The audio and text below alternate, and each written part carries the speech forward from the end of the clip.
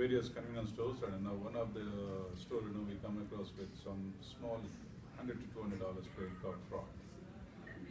And unfortunately, I don't want to mention the county or the city where I was, but that particular officer was kind of very picky on that particular store, and yes, these guys will do it. They are doing it, and they filed a case. There's a $360 worth of cash, and they did 9 counts, and each count costs $9,800 bond for that. So it's about 47,000 some change is the cash bond to take out that person. So I know pretty much everybody there. Yeah, I know a couple of judges there, and I know the chief of police and everybody, the sheriff's department. We've been there, we talked to them. They said that no, they did. We have substantial evidence. So I don't know what kind of evidence they have, and basically they didn't share the evidence at that point. So anyway, I just gave a cash bond of 45,000, and within a couple of hours I took that guy out, rather than indicting them and going that far. Long story short, we struggled a lot, and we tried to work out that one, and try to explain them, what you guys are, your investigation was in the wrong side, it's not that what you're supposed to do, go and do this. Unfortunately, that investigator never listened to me and what she was doing, she was doing it. We end up going for a jury trial. I picked up the jury trial, and every attorney was asking almost $35,000 non-refundable for that case. I had to pay them 50% upfront. If we lose the case or gain the case, it doesn't matter. The rest of the amount has to be paid. In my view, it's a 2 minutes case, but in their view, looking at those sections and everything, they said that no, this is a big one, and if she get convicted or he get convicted, they will go for at least 15 to 20 years. Each count of credit card fraud is some good number of years. As a part of this investigation, before I opened my statement, and I gave the jury my statement. I'm into AT&T at that time. I'm working on a production system. I have 2, we can say, segments like Florida and Georgia. It pretty much, I can access anything in my production. So we have 1.9 million customers in my hand whose social security information is with me, whose personal credentials are with me, whose credit card information are with me. So that's one part of my professional life. I have 9 convenience stores. At that time, Check 60 or there's another regulation we used on credit card processing. So those days, anybody swipe the credit card, I can get their name, I can get their expiration date, I can get whole 9 yards, whatever manually I had to do it. There are 2 ways, credit card you can do electronically as well as you can do manual transfer. So I get a day, 500 customers of credit card, times 9. So 20,000 customers a day, times 30 days or 365 days. How much of data I have? So I just ask the jury to do your math and see what you have. That's the second point. As a salary, I'm making $138,000. Towards business, each store you take $5,000 times $45,000 per annum. So entire county, if they take a monthly income, not even one person can reach at that time. So that kind of guy, do you think really will go for $350 per annum? That's opening statement was just to convince them that the money is not the criteria to do the perpetration or the crime. That's the first thing.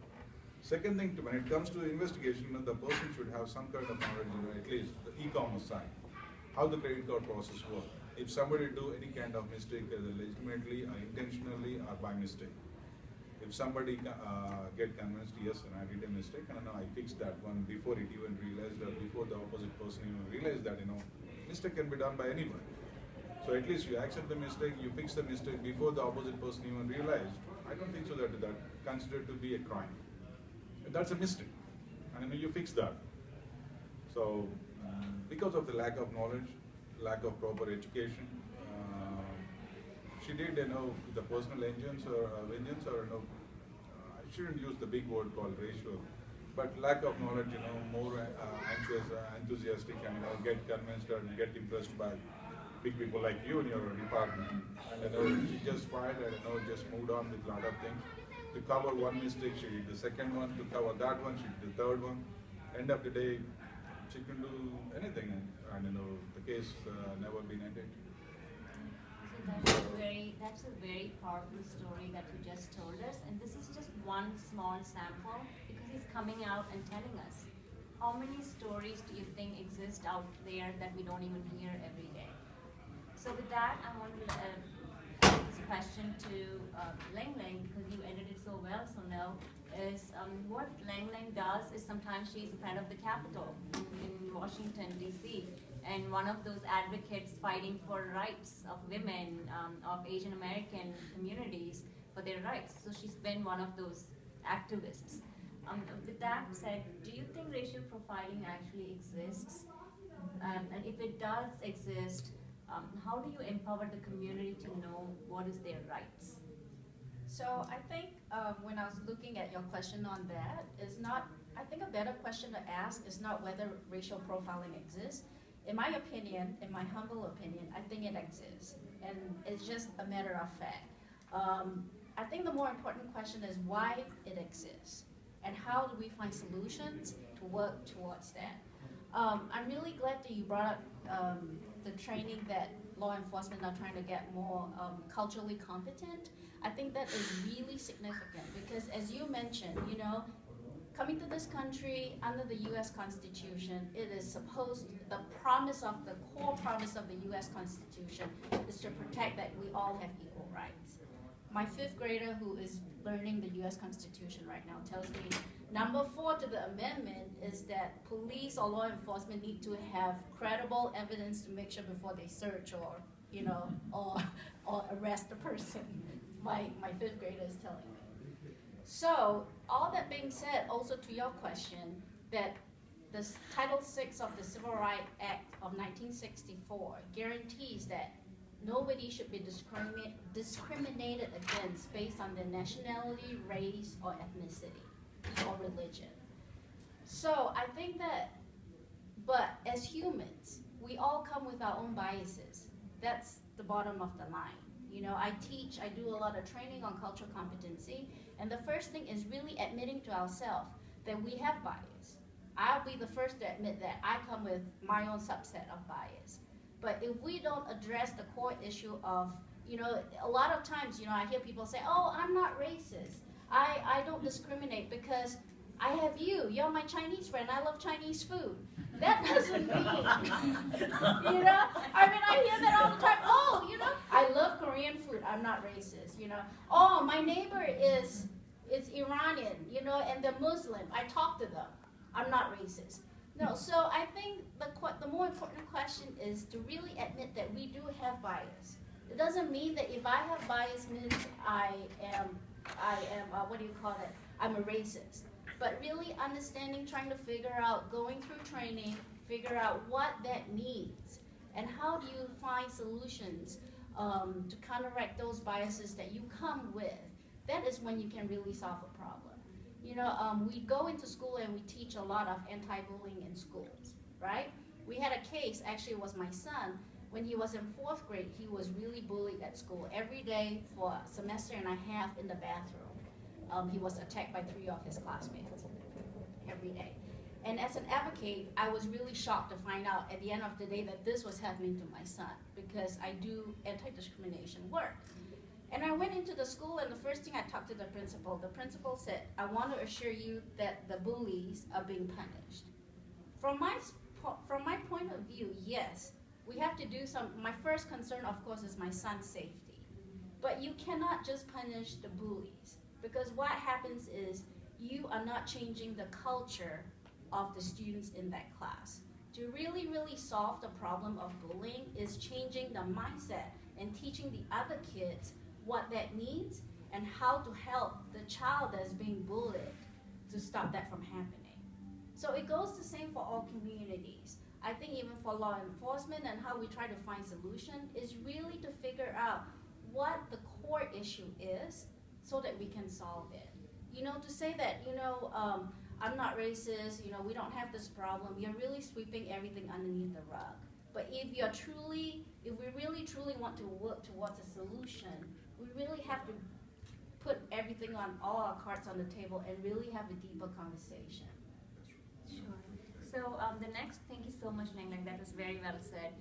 So the next question is towards both of you, because tell us what are the strategies that will work for the police and the community to reduce crime, because we want to be safe as community members. We want to be safe from bad things happening to us or family members, and we depend on you.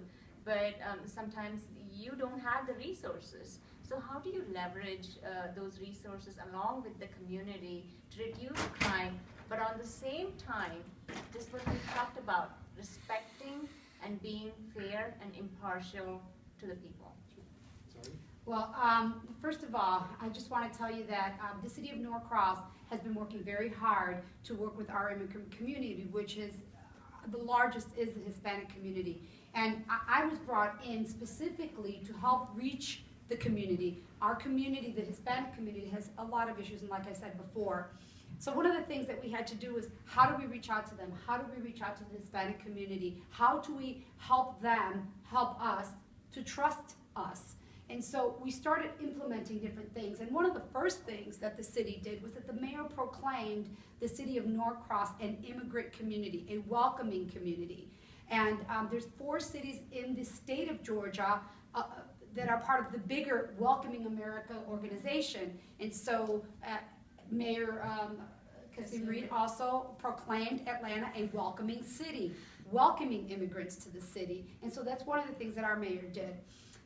Some of the other things that we've done to be able to bridge the gap between the community and the police is that we started doing a Hispanic Citizens Police Academy, very similar to Johns Creek, but because we knew that there was a need, we did it completely in Spanish. So we're on our 3rd Hispanic Citizens Police Academy. They will be graduating on September 11th, and I bring in speakers from different municipalities, from different police departments that come and speak about different topics that help the community understand police work, what we do in criminal investigations, what we do in drug investigations, what happens to police officers when they do a traffic stop and it goes wrong.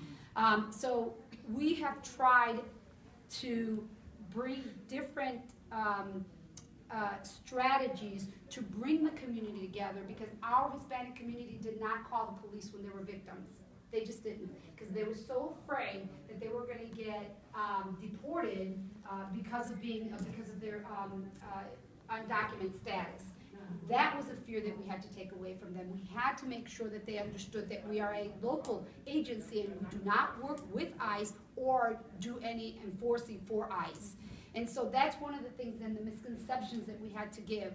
And so obviously they brought me in because I speak the language, and so we trust each other. There was a trust, and I believe, Sunil, you were talking about how that maybe we should have our police force reflect the community.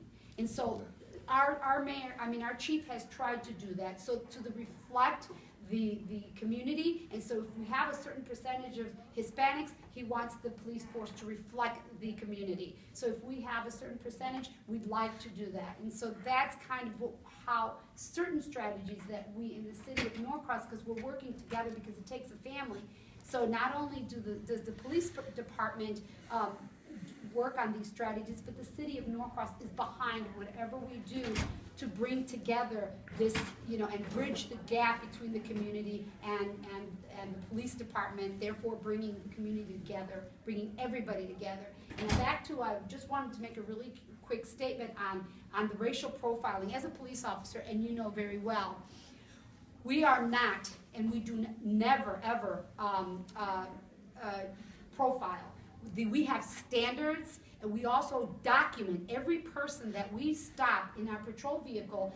We document every person, male, female, are they Hispanic, are they Caucasian, are they African American, are they Asian. We have to document every person. If we do either give them a warning or even ticket them, every person that we stop has to be documented. Same thing in Chicago. When I patrolled in Chicago, we had to fill out a form in our patrol car that said who we stopped and the reason for the stop. So not just why, but the reason